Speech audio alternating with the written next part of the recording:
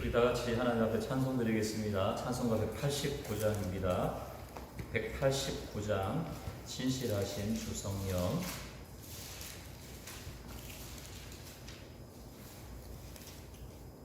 (189장입니다) 진실하신 주 성령 성도 곁에 계시사 순례길을 갈 때에 손을 잡아주소서.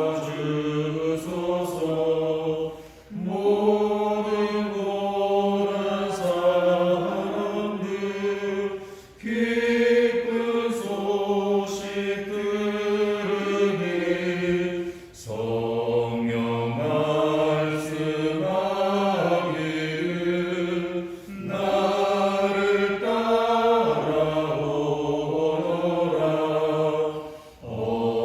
어디에나 계신 주 나를 도와주시사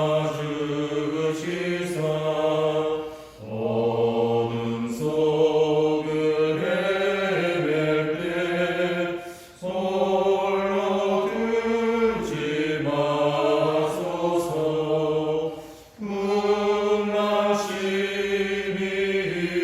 일어나 소망 끊어질 때에 성령 말씀하기를 나를 따라오너라. 모든 수고 끝나고 편히 쉬기 원할 때 하늘나라 가게는 참된 위로도다. 주만 의지하고서 요단강을 건널 때 성령 말씀하기를 나를 따라오너라.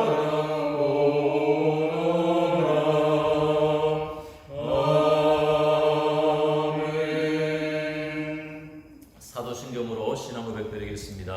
전능하사 천지를 만드신 하나님 아버지를 내가 믿사오며 그 외아들 우리 주 예수 그리스도를 믿사오니 이는 성령으로 잉태하사 동정녀 마리아에게 나시고 본디오 빌라에게 고난을 받으사 십자가에 못 박혀 죽으시고 장사한 지 사흘 만에 죽은 자 가운데서 다시 살아나시며 하늘에 오르사 전능하신 하나님 우편에 앉아 계시다가 저리로서 산자와 죽은 자를 심판하러 오시리라. 성령을 믿사오며 거룩한 공예와 성도가 서로 교통하는 것과 죄를 사하여 주시는 것과 몸이 다시 사는 것과 영원히 사는 것을 믿사옵나이다.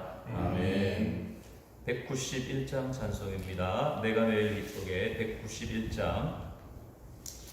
내가 매일 기쁘게 순례의 길에 가면 주의 팔이 나를 안보함이요.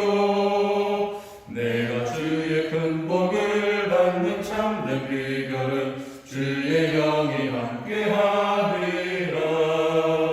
성령이 계시네 할렐루야 함께하시네.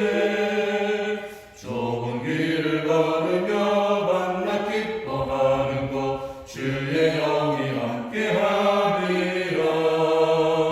전에 죄에 빠져서 평안함이 없을 때 예수 십자가의 공로 힘입어 그 발 아래 엎드려 참된 평화 얻으면 주의 영이 함께하리라. 성령이 계시네 할렐루야 함께하시네. 좁은 길을 걸으며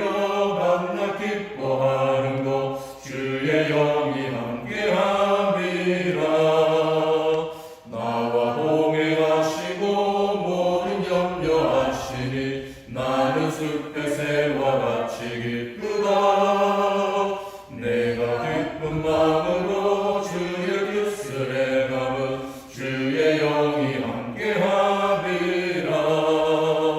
성령이 계시네. 할렐루야 함께하시네. 좁은 길을 걸으며 밤낮 기뻐하는 것 주의 영이 함께하리라. 세상 모든 욕망과 나의 모든 정욕은 십자가에 이미 못을 박았네. 어두운 밤이 지나고 무거운 짐 벗으니 주의 영이 함께하리라. 성령이 계시네. 할렐루야 함께하시네. 좁은 길을 걸으며 밤낮 기뻐하는 것 주의 영이 함께하리라. 아멘. 우리 오늘 주시는 말씀은 창세기 41장입니다. 창세기 41장 1절에서 16절까지 말씀을 우리 한 절씩 교독하시고 마지막은 합독합니다. 창세기 41장 1절에서 16절까지입니다.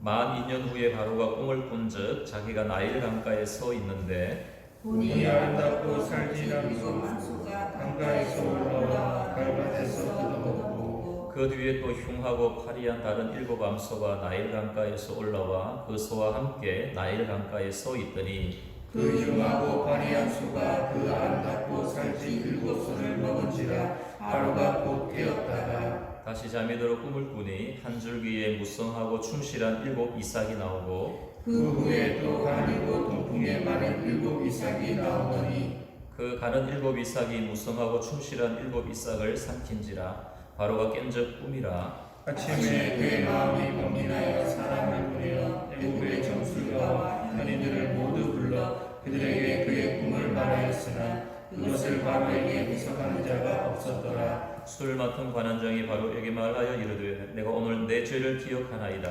바로께서 종들에게 도와서 나와 떡 굽는 관원장을 친인들장의 집에 가두셨을 때에 나와 그가 하룻밤에 꿈을 꾼즉 각기 뜻이 있는 꿈이라.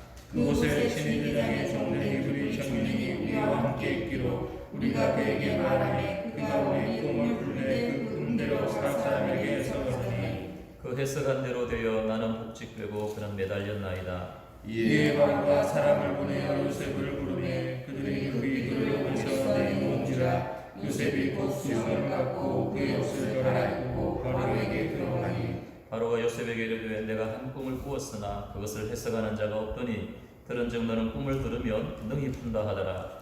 요셉이 바로에게 대답하여 이르되 내가 아니라 하나님께서 바로에게 편안한 대답을 하시리라. 아멘. 요셉을 향한 하나님의 스케줄은 요셉이 2년 동안 만 2년 동안 옥에 있는 것이었습니다. 그 시간 동안 요셉은 이 상류 문화를 접했고 또 특별히 고위 공직자들을 두루 만나면서 애국의 왕궁, 궁정 문화 그리고 정치 이런 것들을 섭렵하는 시간을 가지게 됩니다. 동시에 요셉은 여전히 그것은 억울하고 답답한 그런 옥이었지만은 놀라우리만치 하나님을 향한 신앙의 그 열정을 그는 이 영성을 유지하고 있었다라는 사실을 우리는 기억해야 됩니다. 오늘 본문은 아니지만 25절에 보면은 요셉이 왕의 꿈을 이제 해석해 나가기 시작하는데 그가 이렇게 말합니다. 전혀 막힘이 없습니다.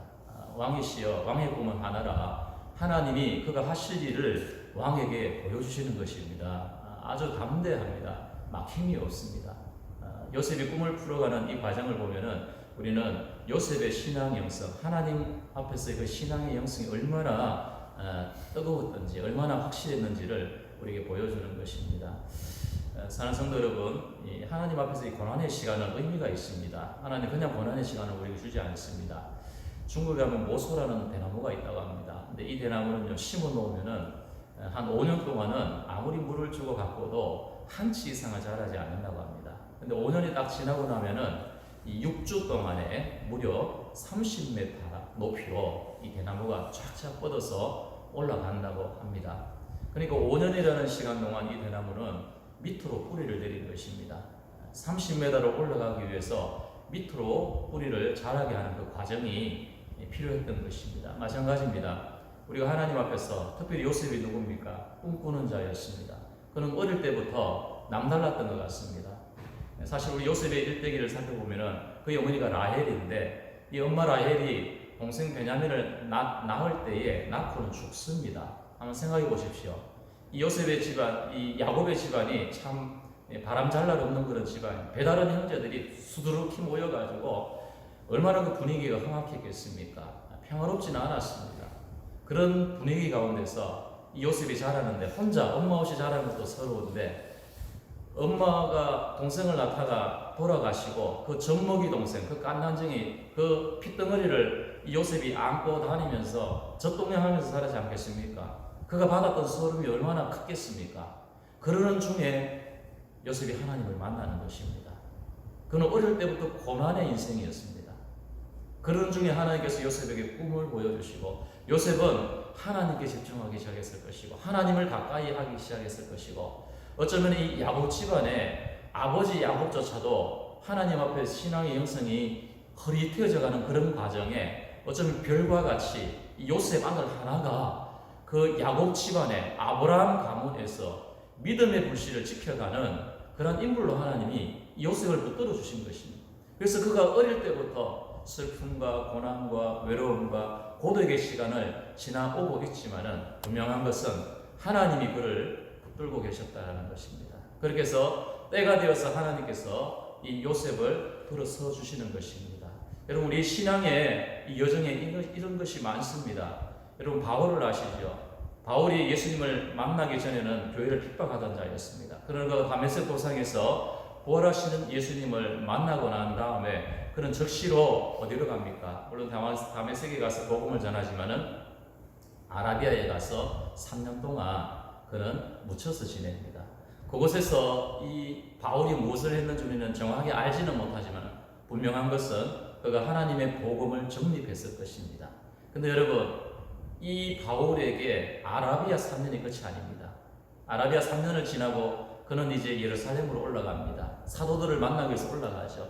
근데 그곳에서 헬라파 유대인들을 만나가지고 헬라파 그리스도인들 만나가지고 이 대화하고 논쟁하다가요. 이 사람들이요 바울을 죽이려고 합니다. 그래서 바울이 어디로 피합니까? 자기 고향 다소.